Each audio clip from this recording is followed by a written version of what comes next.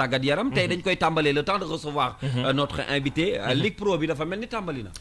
waaw wala mi ngi wàcc suba lay tàmbali incha allah ginnaaw xaar bu yàgg boo xam ne xaaroon nañu ko li nga xam ne moom mooy championnat beeg coow la ca amoon problème mu xaalis yeeg ñoomin seen finalement demain lay daal di tàmbali muy saison 2019-2020 bi ci Ligue 1 bi comme ci Ligue 2 bi Ligue professionnelle bi mu doon loo xam ne nag yàggoon nañu koo xaar plusieurs fois yaa ngi may laaj naan ma affaire yi moom kañ lay tàmbali donc finalement suba lay tàmbali mu doon attente boo xam ne yàggoon na les ñi ñu ngi ko doon xaar depuis longtemps amoon na ma fan yi weesu ay match yoo xam ne ñu ngi ko doon def ngir préparer ko club yi yàgg nañoo waajal yaakaar naa fu mu toll nii nag lépp yemb na ngir ñu mën a dugg ci li nga xam ne moom mooy championnat bi ni ñu ko waxee léegi Ligue Pro moom ñoo ko moom te dañuy bëgg également suñu ay joueurs di nekk en compétition aw peut-être yow li ma lay laaj rek mooy c'est un peu dommage bu ñu gisee fi football Sénégal toll barki démb ñi ngi xëccoo ballon d'or alors que ñun suñu championnat sax mënagul tàmbali c'est un peu dommage waaw c'est un peu dommage xaw na métti torop ci sport bi yenn saa yi day xaw a am tuuti gàllankoor yenn saa yi mu jóg ba nga yaakaar ne sax dootuñu wàcc des fois nag ñu wàcc ba nga xamante ne da nga yaakaar sax dañu nërmeelu de trop tellement que amul benn tànk boo xam ne fa lay taxawee quoi amul ñaari tànk benn tànk lay taxawee des fois mu yéeg des fois mu wàcc mais tamit dañuy xam ne sport moo mel noonu da ngay gagner comme da ngay perte li nga xamante ne mooy sa chance moom rek ngay jël donc lépp loo xamante ne wareef la ci ñoom joueurs yi ak encadrement beeg lépp dañ ko def loo xamante ne day may ndam rek dañ koy def mais nag bu ñàkk ñëwee dañuy xam ne ñàkk ñëw na peut-être que loolu la quoi mais tamit lépp loo xamante ne rek ñoom war nañ ko joxe dañ koy joxe dañuy dem ba au fond parce que képp koo xamante ne rek dem nga ci benn affaire ñàkk ko da ngay gis ñoom ni ñuy taxawee da ngay xam ne li nekk seen biir xol neexul mais nag encadrement bi am ci sport bi war ci sport moo man pour man dafa des ba léegi ci Sénégal dafa des muy ci cadre budget bi ak ñi encadré merci beaucoup ci côté yooyu yëpp daf ci des donc am na yoo xamante ne ñoom ñoo koy war di renforcer ministère bi loo xamante ne war na ko ci côté sport ci côté yëpp war na ko mën di dolli di leen dooleel parce que sport dafa laaj moyen laaj stade yu baax fii bu ñu defaree stade rek mooy c'est parce que compétition mu ngi fiy dugg si wala am na leneen luñ fi waajal amuñu ko donc Jeux olympiques yi ñuy waajal fi mu toll nii moo tax lépp loo gis ñu defar ci stade rek loolu moo tax mais du pour suñuy compétiteur mën a am ay nekk ci ay conditions yu baax du pour loolu ku ci nekk si conditions yu baax rek mën nañ ne daanaka yaa ci teg sa bopp daal loolu tamit lu ñu war a xoolaat la effectivement situation la boo xam ne problème infrastructure yi gis nañu ne donte jéego mu ngi am ci jamono yi ñu weesu mais ba tey gis nañu bërki démb Matar Ba ministre des sports bi muy recevoir ñi nga xam ne ñoom ñoo nekk ci ligue club yu Thiès yi mu ngi leen di wax ne stade Lat Dior bi nga xam ne fu mu toll nii moom képp lañu fi am boo xam ne bu normal la moom sax la équipe nationale footballé matcham yi weesu bàyyi fi stade Amitié bi nga xam ne kenn mënatu cee football mu leen di wax naan leen faaw ngeen sàmm nag li nga xam ne mooy pelouse bi bu ko defee ñu ci mën a jouer ay match championnat mais di ci mën a jouer également ay match waaw mooy est-ce que durant compétition bi yëpp ci benn stade boobu lañ koy football non club yi nekkee Thiès moom bu ñuy recevoir ñoom foofu la ñuy footballé bien sûr mais yeneen club yi dañuy footballé seen terrain AS Pikine Alassane Djigo lay footballé Guédiawaye Amadou Barry yeneen club yi ku ci nekk am nga fooy footballé mais juste pour en fait ak aller dans le sens bu Awa Sène bi ci infrastructure yi ni mu amee problème fii te ni muy gàllankooree ci championnat bi gis nga daanaka Thiès club yi fa nekkoon laataa Lat Dior di jeex ñu ci bëri dañ doon obligé di dem yeneen dëkk yi di fa footballé yeneen régions yi également pareil Dakar club yi fii li muy bari daanaka benn stade bu baax moo fi nekk mën a dutee lu baax muy stade Amitié stade Demba Diop ay at jéekuwul Iba Mar aussi état pelouse ba mel mënta nekk donc c'est toute une situation boo xam ne dafay ñëw dolli si ci problème yi nga xam ne ligue bi amoon na ko déjà ci wàllum koppar ngir mën a démarrer li nga xam ne moom mooy compétition yi ayca ñu déglu reportage bi nga xamante ne Aminata Ba defal nañu ko ci Ligue Pro bi bu ko defee ñu dellu si nag yàggali waxtaan wi fédération jël na koppar yu takku teg ko ci loxo ligue professionnelle pour que ñu mën a redémarrer waat championnat bi léegi daal arbitre yi sifflé rek ñu commencé jongante yi moo ci def xaar bi yàggoon na lool waaye championnat professionnel dina daal di tàmbali ci week-end bi ñu dëgmal ki jiite ligue sénégalaise de football professionnel Sayer Seck mu ngi xaarandi ay jongante yu neex ci Ligue 1 bi ba ci Ligue 2 bi championnat Sénégal fii ak ñuy jëm kanam tar rek lay def équipe yu taxaw ñoo koy jouer préparation yi léegi elle se professionnalise xale yi niñ leen di tàngatee macha allah. saison bi nag ligue sénégalaise de football professionnel dina ci daal di àndal ak ay partenaires yu bëri lu ci mel ni RTS mi nar a teg match championnat yëpp maître Augustin Senghor mi jiite fédération sénégalaise de football. ren match championnat yi ñu koy gis comme ni ñu ko doon gisee na woon mais surtout aussi ñuy fexe rek public bi dellu si waat ci stade yi annonceurs yi ñëw. clubam bii di US Gorée dina daal di bokk ci lay jongante ak équipe boo xamante ne ay ndaw moo ci ëpp waaye coach bi di Sidath Sarr xelam dal na. ñu ngi koy waajal soo xoolee sax xam ne ay xale la ñu ngi leen di mettre en place pour ñu mën a taxawal équipe bu compétitif pour le 7 xam naa ne incha allah suñu démarré dinañ gis équipe bu Gorée bu am taxawaay bu baax. saison 2019-2020 dinañ ko door niki samedi waaye ñu ciy xaarandi choc bu rëy ci Ligue 1 bi diggante champion en titre bi Génération Foot ak Jaraaf bu Médina. Jaraaf bu Médina ak Génération Foot ñoom ñooy ubbi compétition bi dégg naa kenn ki sax mooy champion en titre c'est ça. tout à fait Génération Foot. dégg naa également ci reportage on parle d'annonceurs yi nga xam ne war nañu mën a ñëw jàppale championnat bi. mais dafay dommage bu fekkee ni yow da nga nekk annonceur mbaa nga nekk un partenaire dans ce pays. ci ligue boo xam ne ils sont pas stables ils sont pas réguliers. ci li ñuy def xoolal moment bi ñu commencé championnat bi alors est-ce que ci sens boobu aussi dina facile que ces partenaires mën a dugal seen xaalis ci lu mel non du yomb ci benn côté bi comme ci beneen côté bi mënut a yomb benn yoon ndaxte également ñi nga xam ne ñoom ñooy sponsors yi ñu leen di woowee ñoom aussi dañuy soxla visibilité et puis dañuy soxla également lépp loo xam ne dañu ciy participer wul di ci def ay investissement aussi mu doon loo xam ne dinañ ci mën a am benn certaine visibilité bi xam nañ ne ay at ci ginnaaw gis nga xëy na championnat bi taxu ko demee wuti noonu mais de plus en plus depuis Ligue Pro bi nga xam ne 10 ans def na ko boobaak léegi gis nañ ne problème d'investisseurs yi amoon na ay jafe-jafe ba nga xam ne daanaka ngir ñu mënoon cee def dara sax wala mu gën a mën a valoriser ñi nga xam ne ñooy footballkat yi ci nekk problème la woon donc investisseurs yi gis nañu ne commencé li tax ñuy gën a ñëw à chaque fois ñoom dañu koy wax ñoom dirigeant léegi mooy spectacle il faut que spectacle di am ci terrain bi nit ñi di ñëw stade terrain yi di fees loolu mooy gën a encourager partenaires yi mais bu fekkee ne partenaires yi spectacle du am ci terrain bi tribune yi du ñu fees donc ñoom voilà exactement du ñu am envie ñoom aussi ñu daal di investir ci li nga xam ne moom mooy football te loolu manquement la boo xam ne dafa nekk ci suñu football bi donte ne au Sénégal quand même am na yenn club yoo xam ne ñu ngi mobiliser AS Pikine boo demee Pikine chaque match am buy recevoir day fees dell Génération Foot pareil délibérat exactement Génération Foot Jaraaf xëy na stade Amitié moo tax mais bi mu daan footballee stade Demba Diop da daan fees dell ainsi de suite donc loolu day encourager partenaires yi ñu ñëw et il faut dire que loolu problème la côté diffuseur bi également gis nañ ne daaw ligue bi signé woon na contrat ak benn partenaire bu jóge woon Chine muy Star Times mais gis ngeen jafe-jafe yi ci am ak ñi nga xam ne ñoo di waa groupe Excaf ba boobu ak léegi mbir mi ma nga ca loxoy yoon ñu ngi ci doon joxe ay jéego mais dafa mel ni daal mbir mi dafa tag ba léegi. awa Kals man li may wax rek gis nga spectacle dafa baax ci lépp. tàggat yaram lépp lu mu bokk dafa war a am spectacle bu doy waar boo xamante ne bu grandiose ku ko gisee da ngay am envie seetaan. xam nga da ngay lancer ay derby lancer ay défi tey boo jëlee supporter xam nga. surtout derby boobu. derby da ciy am solo. gis nga Kals. ñoom buñ ci joxee média bi seen wàll. ñoom liñ ci gagné moo ëpp ñun liñ ci gagné. mais bu fekkee dañuy xool ñun média bi ñoo ci gagné. ñoom du ñu mës a gis ñoom li ñuy gagné. te pour ñun ñu am ci ñoom ñu am ci ñun foog ñu am ci ba pare. gis nga match bi defal ay spot mu jàll télévision wala rajo yaa ngi dégg. utal sa benn 10 wala 15 minutes boo xam ne dañ la ko jaay ci télé bi yaa ngi dégg na ko jar. na ko jar nga invité supporteru kii supporteru kee benn journaliste toog teg leen di leen ruube day tax match bi gën a am ampleur ku bëggul woon dem da ngay dem. créer spectacle bi loolu yow yaa koy def. jaay joueur yi merci beaucoup ni mbër yi di bëriwee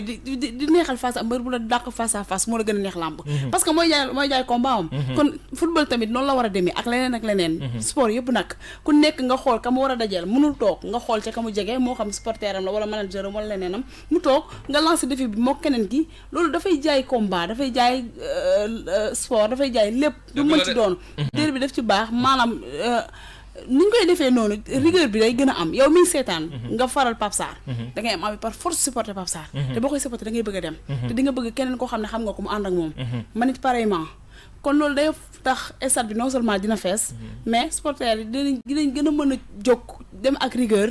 loolu dafay neexal sport. et puis pour aller dans son sens tey da ngay gis làmb am na ay partenaires même bu fekkee ne am na ay jafe-jafe mais làmb ji quand même mu ngi am ay sponsor contrairement ak xëy na football bi nga xam ne am nañ plus de difficulté mais xoolal bu ñu desee rek ci football bi tey jii nii nawetaan mooy gën a mobiliser championnat bu Sénégal bu football. Pourquoi question la boo xam ne nit ñi dañ ci war a interroger wu. ñu mën a xam lan moo tax nawetaan di gën a mobiliser. exactement parce que nawetaan club yi daanaka dañuy regrouper zones yi nga xam ne day am ay nawetaan pourtant club yi ci seen biir dañuy jël des fois ay joueurs nawetaan di leen dugal ci seen biir club yi mais ba tey dañuy gis ne day am manquement dama yaakaar ne xëy na dañu popularité boobu noonu ñu war a def rapprochement boobu ñu war a def ci xëy na peut-être yenn club yi. moom la ñu defal supporter équipe nawetaan yi ñu mobiliser leen maanaam boole leen ci seen biir. mais c'est tellement simple yow supporteru nawetaan yi tey ñi nga xamante ñoo football nawetaan ñoo gën a jege askan bi. je pèse bien mes mots. proximité bi. merci beaucoup ñoo gën a jege askan bi bu baax. que ñi nga xamante ne ñooy jouer ci ligue yi wala des choses comme ça. tey yii yow ñi nga xamante ne ñooy jouer ci ligue yi nañu wàcc. yaa ngi dégg di waxtaan ak seen supporter def ay réunion yoo xam ne joueur dañuy ñëw mais réunion yi ñuy def benn joueur du ci bokk. en premier lieu supporter bi ñu koy def benn représentant moo jóge ci équipe ba wala ñaar ñëw toog ak ñoom. neexul koo ko defaat ko doo ñëwaat. nawetaan booy def réunion dirigeant yëpp ay toog. supporter dañoo toog association la ñëpp ay toog. jour bi ci defal lu dul yoon supporter dañuy dal sa kaw. mais koo gisul noo koy blâmer. koo gisul noo koy waxee lu mu dégg. donc nañu wàcc jege askan wi. c'est important bu ñu wàccee jege askan wi li ñu bëgg dinañ ko am. c'est important le temps ñuy recevoir nag suñu invité tey di Alseyni Ndiaye ak seen agenda du week-end par rapport ak sport bi. li ñu mën a xaar ci ay foot dañuy dem léegi ci pàcc boo xam ne Awa Sène laal na ko léegi nga laal ko. muy partie bu ñu yitteel également muy wàllu làmb. effectivement wàllu làmb dañu ciy waxtaanee léegi. ndax dafa doon loo xam ne it dañu gis nañ ne saison bi tàmbali na moo tax ñu nit on sera au diapason comme ni ñu koy waxee danañ ci dugg di ci wax lépp loo xam ne information la loo xam ne war nañu cee waxtaanee dañu ci ànd ak Awa Sène ci làmb ji la ñu ci mën a jukkil saison bi tàmbali na. yàkkal si laa bëgg a tëggal combat. kookal la non loolu du combat loolu du combat. man kay ki nga may booleel ci kër gi xam naa. waaw kookal la à suivre. man. boole maag booy Kader rek ma defal ko bagage. déedéet Kader sama xarit la loolu duma ko seetaan. dool ma combat wala nga boole maag Fafa Gueye. waaw Fafa d'accord naa jël leen. gis nga sa waay fu nooy rek lay lamb. di nga am combat yu fu nooy rek lay lamb. Awa lan mooy actualité lamb ji. actualité lamb ji bokk na ci ren Jeux olympiques yi nga xamante ne moom lañ dëgmal ci année 2020 bi li ñu mel moo waral ñu réfectionner stade yi loolu moo tax lu ci mel ni Iba Mar Diop Demba Diop yooyu stade tey mënutuñ cee bëri ba ci amitié parce que boo seetee combat yu mag yi Modou Lô di bëri Balla Gaye Eumeu Sène amitié lañ ko daan bëree mais ren dañoo tënk combat yëpp ñu jëm arène nationale waaw bu Pikine ñi ren promoteur yëpp fa la ñuy tëggee loolu moo tax sax dina am ren changement dina am ndax bu fekkente ne ubbi nañ depuis le 1er octobre ñu ngi tëgg ay Adrien Senghor mooy tëgg ay ñu ngi fay tëgg ay ay lutte simple mbër yaa ngi mbapat foofu mais n'empêche bu ñu demee arène nationale dinañ tëgg sax du ñàkk ñu tëgg ay jours ouvrables du ñàkk dinañ tëgg week-end dinañ tëgg jour férié mais jour ouvrable du ñàkk ñu tëgg ko parce que benn stade bi promoteur yëpp mënuñ cee dajaloo qu'on se dise la vérité pour ñu dajaloo ci il faut ñu nangul ñu tëgg jour ouvrable parce que benn stade la ñuy bëree dañ daan bëree nii dañ tëgg ak Adrien Senghor am ku tëgg Iba Mar Diop da année passée loolu amoon na saison bi passée am ku tëgg arène nationale mu nekk ñetti combat ci benn bés ak Iba Mar aussi waaw ak Iba Mar mu nekk ñetti combat Iba Mar arène nationale ak Adrien Senghor mu nekk ñetti combat ci benn bés léegi bu fekkee loolu yëpp da nga ko bëgg a tënk ci benn stade kon foog ñu bëri jour ouvrable lu mënul ñàkk la waxtaan nañ ci nag parce que problème bi nga xamante ne moom la promoteur yi di am à chaque fois mooy arène nationale dafa cher frais d'organisation bi ñëwagul li ngay fayee stade bi ñëwagul kon c'est pas accessible non c'est pas accessible pour n'importe qui dafa xaw cher ndax li nga xamante ne moom ngay fay joxe say frais d'organisation soo paree di nga pour yow la police di nga ko jox 500 000 pour mu ñëw indil la 100 policiers parce que ba amul 100 policiers duñ nangu tëgg fa ndax sécurité bu doy lañ bëgg déjà loolu c'est autre chose fay bi ñëwagul frais d'organisation yi ñëwagul nga war a fay mbër yi soo amul sponsor day gën a metti bokkul ak xam nga Iba Mar Diop la différence mooy yow 125 000 wala 100 000 francs ngay joxe tëgg combat xam nga loolu bokkul ak fay 1 million et quelque wala 2 millions et poussière xam nga bokkul léegi nga bëgg a ëlbateeku soo amul sponsor day gën a metti soo amee sponsor même doonte am nga ko wala amoo ko bu bëggee fay mbëri ndax lamb ji moo toll foo xamante ne yow mi promoteur dootoo basé wu benn yoon ci li ngay jaayee ticket li ngay jaay ticket dootoo ci basé wu ndax boo ci basé wu doo fay mbër te léegi CNG dafay tere nga tëgg làmb te 3 jours avant joxe woo rélikaaw mbër bi CNG boo ko joxewul combat bi dañ koy annulé dootul lii sinon bu ñu ko bàyyee ñoom dañuy obligé di jël ay billets di ko jox mbër yi ñu koy jaay dekk seen avance te loolu dañ koy tere effectivement gis nga boo gisee Kalsa problème mu infrastructure yooyu daanaka ba yaram buy metti la foo laal day metti problème infrastructure ñu ngi doon wax léegi ci football bi mais ci lamb bi gis nañu ne arène nationale bi nekk loo xam ne gars yi yàgg nañu ko laaj mais on a vu que bi ñu ko tegee ba léegi ay problème neen la promoteurs yi ñoom seen bopp sax daanaka fu mu toll nii ñemeeguñ ko ndax dégg nga awa seen lu mu la wax loo xam ne daanaka moment bi daan nga dégg affaire yi am enjeu tuuti mais bien sûr ñu ngi au mois de décembre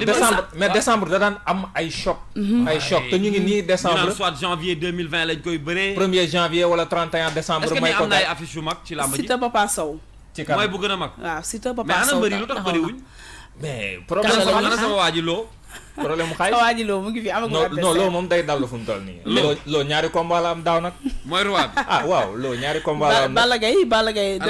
xam naa dina la ko di nga ko jàllale di nga ko jàllale Mediculture waaw dem nañ si moom waxtaan nañ mais lim ma xamal mooy que ne amul benn promoteur boo xam ne woo na ko contacté na ko wala mu ñëw ci moom di ko wax combat am ak Boy Niang donc riir bi rek moo fi nekk naan Balla Gaye ay rumeur la quoi dox nañ ko baam ak Boy Niang 150 millions lay laaj des trucs comme ça nee na amul benn promoteur boo xam ne woo na ko kon loolu dina leere fii ci rajo bi dina leere ci rajo bi incha allah dina fi leere ni ñu koy waxee Mediculture incha allah page de sport dina si jàll bu soobee yàlla loolu la quoi mais lu waral des fois ngeen baal ma à chaque fois qu'on parle de ces rumeurs après à la fin lutteur bi ci boppam danaan la te pourtant dañuy citer ay somme danaan la jotuma wala benn promoteur ñëwul ci man non xam nga li koy gën a waral ci sama gis-gis laata awa seen xamal li nga ci làmb ji de awa seen nañ sawet de yàgg na damay bañ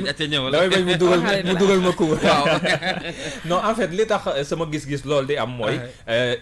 xeetu communication la naxante la xëy nga des fois c'est une façon pour mbër bi mu jéem a attirer yeneen promoteurs yi ngir ñu gën a yokk seen loxo par rapport ak xëy na li ko promoteur bi ko jota woo proposé des fois ay xeetu naxante la même ci football day am ci mercato bi da ngay gis des fois spéculation lañ koy wooyee day am genre xeetu spéculation laa ko jàppee mooy waral loolu di am mais également xëy na des fois promoteur bi c'est une façon pour lui pour mu mettre la pression ci mbër bi ak ay entourage yam ngir mu nangu li nga xam ne moom la ñu ko fay exactement donc ay xeetu naxante la diggante mbër yi seen manager ak promoteur yi nga xam ne ñoom ñoo sekk làmb ji te loolu bu ñu koy nas yëpp dañuy xëy rek ne gars yi mat na donc da ngay gis benn combat boo xam ne mais ñett wala ñeent promoteur dañu cay nekk te am na combat yoo xam ne fu mu toll nii promoteur yi mag yi dañu koy njëkkante dëgg la li nga wax noonu am na ci mais beneen wàll tamit bokk na ci Pape li nga wax nii lu ci am solo la te da ci am mais tamit promoteurs yi ci seen biir tey jii su ma bëggee tëgg combat bi bëgg naa ko mais xam naa ne mataleeguma lu ma ko mën a tëggee ndax xam naa ne Balla Gaye mi mën a guma koo laal yow it pareillement nday mati bëgg ko keneen bëgg ko donc de ce fait da ngay naan ba proposé naa Balla Gaye lii yow wax loo xamante ne wóor na le Pape Sarr mi mënu ko fay comprendre nga léegi bu ko defee ci suuf yow ngay nekk di jéem a xool noo koy contourner waaw ba combat bi mën a yem ba ñëw ci sa loxo mais day fekk mbër mi des fois du la sax dégg wala du la sax jot parce que fan yële defee nañ ko si Gris Bordeaux ak Tapha Tine après mu ne ma man mënuma man combat bi dama nga gis ñu ko ñu bind ko journal ma lire ko ne waa lii fan la amee ndax man kenn damaa woo ba wax ma waxu combat kon ni ñu ko defee Balla Gaye noonu lañu ko defee Gris Tapha Tine mi ngi ci réew mi Tapha Tine waaw mi ngi ci réew mi ba tey mi ngi ci réew mi waaw mi ngi ci réew mi Gris Bordeaux l'autre jour gis naa ko ci spectacle Youssou waaw moom it mi ngi fi voilà moom it mi ngi fi mais Garga Mbossé tamit ñibbisi na yenn ci mbër yu ñu ci bëri ñu ngi ñibbisi parce que tamit loolu bokk na ci li ñu doon jooy saison bi bu tëjee boo bëree daanu waaw ci xaaj bi ñëpp dem États-Unis ñi dem France star nekk star ci mbër neex na mais aussi di compétir daf ciy baax parce que à la fin t'étais plus un sportif Kalsa bu la ci kenn nax manque de compétition day feeñ ci mbër bu ci toog lu yàgg compétirul bu ñëwee combat bu mu njëkk am kon fi mu ne nii ku ci jàpp sa morom du baax de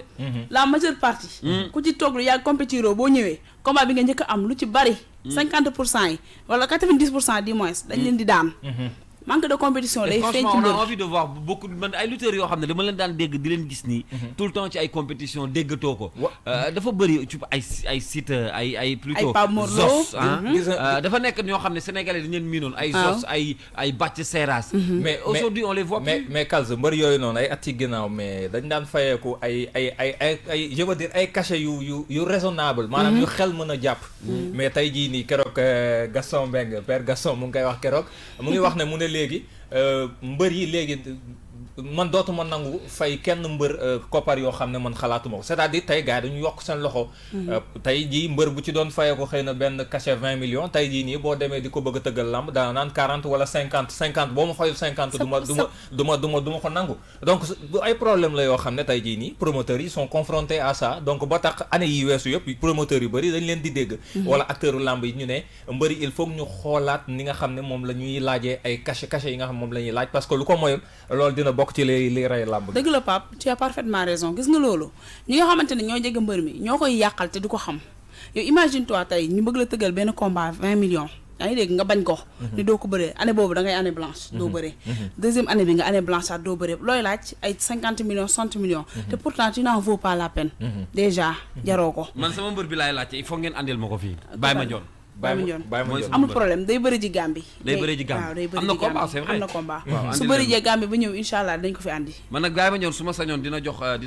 wala Gris Bordeaux dina ko jox revanche man ay combat yu kenn xalaatul nag laay andi non yow est-ce que finalement doo nekk promoteur man bëgg naa Gris Bordeaux Baye Mandione loolu mënul nekk non loolu moom instant bii mënatul nekk fi toll nii mënagul nekk moom ndax waa ji dafa yéeg waaw kee wàcc tuuti non affaire da yéeg ak wàcc sax xam nga le problème à nekk Gris fa mu nekkoon moom jugu fa moom fa mu taxawoon moom waaye waa ji mooy daanu lu waaye kii moom sama mbër moom moo wàcc ba jël xale yi léegi bu jëlee xale yi pour ñu yéegaat xaw a sonn man Baye Mandione Issa Pouye ñooy samay mbër non am nga mbër nag surtout Issa Pouye yow mbëru caaro yi nga fare am naa ay mbër de am nga mbër mbëru caaro yi nga fare yow waaw Pape loolu ma doon expliqué sànq ma ne la loolu moo koy waral c'est parce que entourage yi nga xamante ne ñoo nekk seen entourage ñi doon nekk seen entourage du leen wax dëgg nangul nga bëre 20 millions nga am ko ci saison bi am 2 combats tu vas gagner 40 millions soo jëlee yenn 20 millions def ko sa frais yeneen 20 millions yaa ko moom mais nga bañ ko ni doo ko bëree 150 kii ngay bëree comment dire 30 millions ngay bëree doo bëree 20 millions nga dem ba année blanche 2 ans manque de compétition dal la loolu pertement la ci ñoom effectivement pertement la ci ñoom ndaxte gis nañu ne loolu day doon benn manquement ci li nga xam ne moom mooy mbëri parce que li nga xam ne moom ngay bañ sa morom bu ko nangoo yow da ngay toog nga def saison blanche te yaakaar naa mbër sportif la te ci la plupart du temps ci loolu mooy ci la ñuy amee li nga xam ne moom la ñuy fajee seen i soxla donc je pense que li nga xam ne moom lañ lay fay pour nga bëre ko mais également peut-être beneen problème bi nga xam ne aussi awa seen am na c'est que mbër yi tey jii nii seen principal problème tamit mooy yaakaar gi nekk seen ginnaaw parce que kenn umpalewul ne tey jii nii ku ci tëgg ko ku ci bëree ku ci war a bëre rek say mbokk ak say xarit ak sa waa écurie ña ngay àndal di entraîner ñoom ñëpp dañuy am yaakaar ci koppar googu nga xam ne moom nga war a jot te xamuñu ne des fois xëy na la nga ca wax yóbbu ca sëriñ wala la nga ca war a lekk yow mi defar sa bopp rek daanaka du ko doy donc loolu aussi je pense que Kals loolu tamit problème la parce que la plupart du temps aussi yaakaar gi day bëri ci ndoddu mbëri te xëy na ñu ci bëri ko peut-être comme ni ñu doon wax ay jamono li yenn mbëri daan def ñu naan non ay sama waaja ay business Mohamed Ndao Tyson affaire yooyu noonu donc sport bi en fait yooyu dafa doon yoo xam ne tey bëri mbër nag yaa ngi doog wax sama dafa nekk problème boo dafa nekk ci mbëri également waaw Tyson xam nga dafa andi lu bees ci làmb bi muy yegg si voilà andi 4-4 andi sañse andi ay bagaasam et puis ça nous a trop manqué ci làmb ji bi mu bàyyee wala bon bi mu stand by ak léegi mais fan yi nag gis naa ñu ngi koy attaqué rek moo géek ni temps yi gars yi ñu ngi leen am na mbër yu leen di attaqué ci affaire u CNG bi ñu bokk moom paa yi la mëne xam naa ne bu ñu bañee bàyyi ba mbëri màgget ñu woole wootaay moom paa yi moom mën na ci CNG moom benn année moo ko fi dese ñu di problème moom une bonne fois ñoom jarut ñu yàkkamti parce que loo ci wax ne fi mu toll nii rek vendredi prochain bëgg naa ñu def benn gëstu ci CNG boobu ngay wax parce que j'ai entendu beaucoup de polémiques peut-être un reportage voilà dem naa fa am naa ci ay éléments yu ma am ak Thiernoka balaa vendredi incha allah dinaa ko traité ñu wax si mais li Pape Sarr doon wax ni li nga doon wax sànq nii muy cadre comment dirais-je mbër yi ak seen entourage waaw ak seen entourage ba léegi ci li nga wax ne bu ñu amee combat dinañ woo ku nekk mais gis nga seetlu lu baax li ma la wax gis nga ay Balla Gaye ay Modou Lo ay Eumeu Sène yaa ngi leen di seetlu xam nga doo gis ñu woo ñu bari yaa ngi seetlu loolu seen face à face xam nga doo leen dégg ñu woo ñu bari nit ñi ñu ñëw ci ñoom di leen jàppale xam nga loolu lu koy andi yow yaay def fulla ak jom wane li nga mënee ba ki la faral sax da lay bëgg a jàppale yaa ngi dégg mbëri ndaw yi bëgg nañ jaay taar bëgg nañ maafi moom xale bi si dañu waxante dëgg qu'on se dise la vérité buñ ko laax-laaxal nañ wax dëgg rek xam nga waaw ak yow xamante ne yow mënuma ko sax lim fii comprendre nga gaaw di sa bopp star xam nga gis sa bopp fu sori léegi nag bu combat amee di nga woo ku ne di nga ko woo mais gis nga avant tout booy liggéey boo nekkee ci dara da nga ci boole liggéey loo xam ne yaa ko moomal sa bopp su combat jotee lañ la fay ci combat bi na la jaral mbër bu ndaw bul bëgg xaalis bëggal ndam yow loo xamante ne dina may ndam boole ko nga def ko boole ci entraînement bu doy sëkk parce que carrière la nag waaw kay defaral sa carrière defal sa palmarès di nga boo yéegee ba ci kaw doo proposé kenn dañ lay proposé te ñi nga xam ne ñoo lay jàppale doo leen woo ñoom ñoo lay woo di la jàppale jeex na mi ngi noonu bu ngeen ko déggatee ajuma xam leen ni dañuy bëri ci studio bi raison pour laquelle moo tax ñuy waxtaanee lamb nag xam nga suñu cosaan la te mënuñu ko bañ di waxtaane dina am ma fàttaliwaat leen vendredi ci actualité lamb di ngeen ciy dégg ay portrait ay reportage ay interview ay extrait yoo xam ne exclusivité lay doon raison pour laquelle ñu leen ciy gunge awa nee na inchallah ci Midi Culture di ngeen am extrait bu Balla Gaye doon leeral parce que seeti woon na ko ba waxtaan ak moom certainement Balla Gaye sax du yàgg dara dina doon suñu invité ci suba si ñëw ndékkeendoo ak ñun bu boobaa nag ngeen bàyyi ma affronté ko voilà man mu dugg non loolu moom dama ko nangu bu dugg si loolu moom dama ko nangu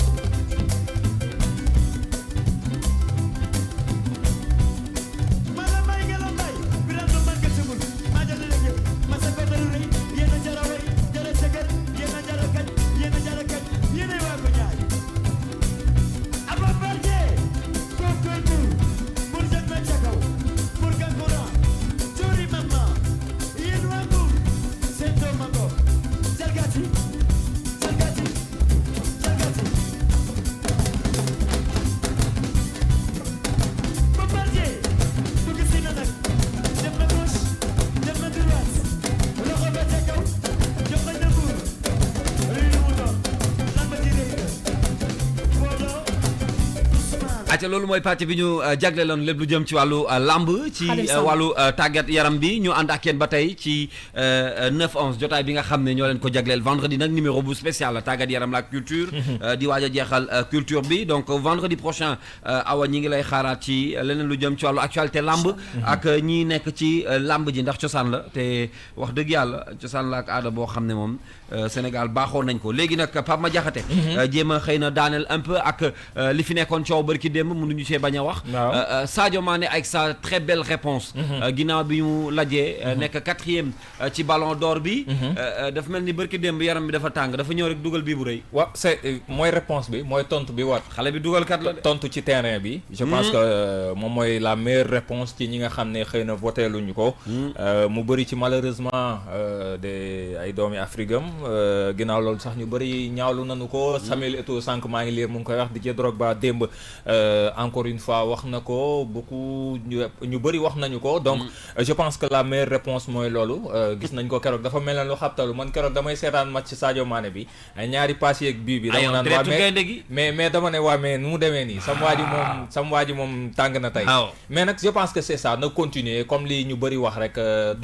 tôt ou tard rek il aura cette distinction si bu ko waree am rek dina ko am sinon pour man l'essentiel mooy li ma waxoon le lendemain rek victoire am bi gën a mag mooy dugg na ci xolu sénégalais yi ñu bëri ñi doon wax ay weer ci ginnaaw Samba Alaar tey Sadio suñu ballon d'or la ñuy wax je pense que loolu mooy victoire bi ëpp solo na continuer nii ak clubam continuer également ak équipe nationale li gën a neex mu ngi ci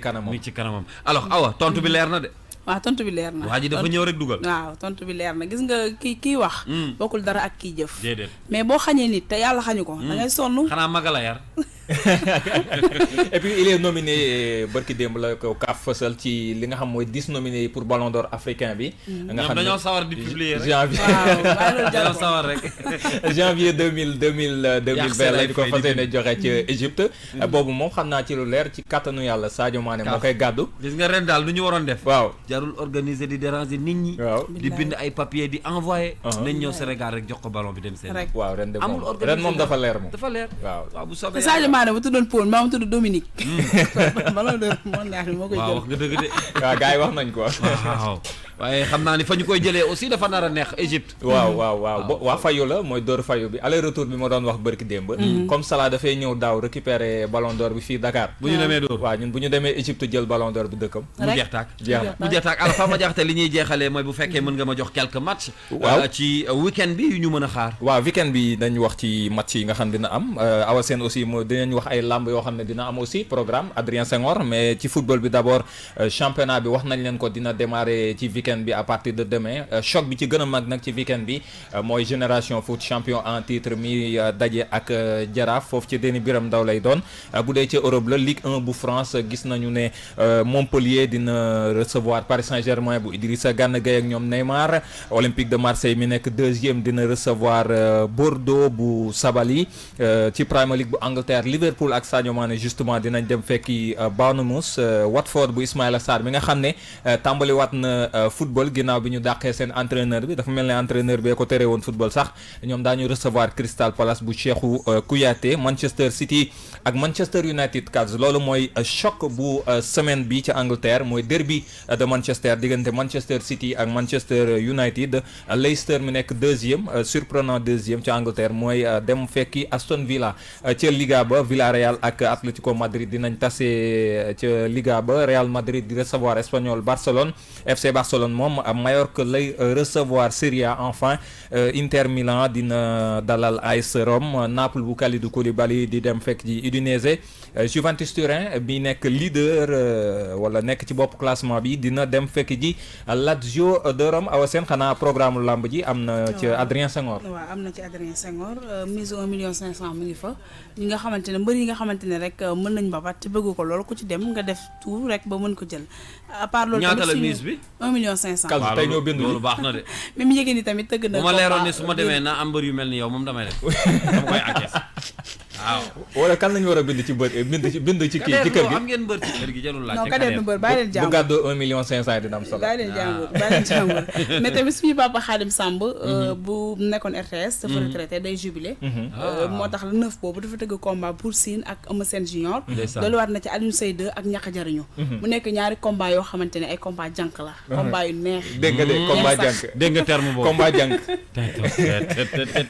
l'image bi la may amal bëgg naa yooyu de. non lamb ji moom ren moom du yomb ak Awa Sène du yomb ak Awa Sène donc suñu papa Khadim Samb moom mooy jubilé. waaw moom mooy jubilé moo tax dinañ def tout ba teew ci incha allah un grand communicateur traditionnel. man paa boobu neex na ma bu tegee baaraam bi ci écran bi. waaw kontaan tegal sa baaraam foofu dinañ ko gis balaa le 9 incha allah dinañ am yu ñu ci def bu soobee yàlla. kon le 9 lañ koy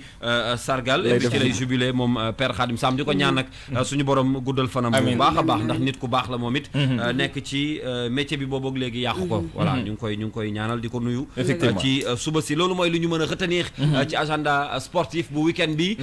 làmb am na football am na voilà yéen a ciy xool bu leen neex rek ngeen dem ci voilà ñuy gërëm tamit di jéggalu ci suñu invité di Alseyni Ndiaye capitaine bu équipe nationale beach soccer on sait pas trop mais xam nañ ni xëy na jamono yi dañuy xat lool ak li ñuy doog a jóge ci compétition effectivement ak décalage horaire beeg yooyu mais du ñàkk incha allah dinañ ko dalalaat ci tout à fait voilà ñu ngi jéggalu ci auditeurs yi nga xam ne ñoo leen ko digoon donc merci beaucoup maa leen di gërëm bu baax a baax. merci beaucoup rendez-vous vendredi prochain incha allah ak Awa Sène ba tey xanaa léegi nag ñu randu bàyyi aada ak cosaan gi mu dugg. waaw aada ak cosaan gi ngi ñëw xam naa lu am solo nga ca nag. waaw lu am solo nga ca gars yi nanu toog déglu. tey dinañu lépp dinañ waxtaan. waa jeex na.